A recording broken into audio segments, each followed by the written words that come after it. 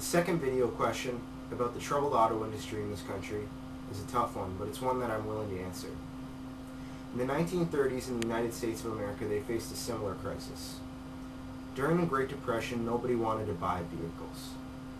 So President Roosevelt decided that he would subcontract these companies out to build rail infrastructure, subways, and buses, something that country needed at the time.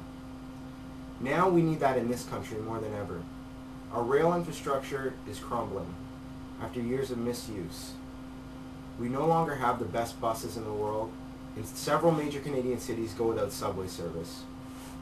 What we need to do is get these companies, who for too many years have been making products that people don't want to buy, and shipping them over to making things that Canada needs, instead of building the gas-guzzling SUVs that we've seen too much of. I've worked on the line at Ford, and I know that this is possible. These factories are easily maneuverable to build any type of product, any type of vehicle. The workers in this country are not lazy, as some would suggest. They're hardworking and they want to work. What we need to do as a people and as a government, and what I will do as Canada's next Prime Minister, is make sure that these companies are building things that this country needs.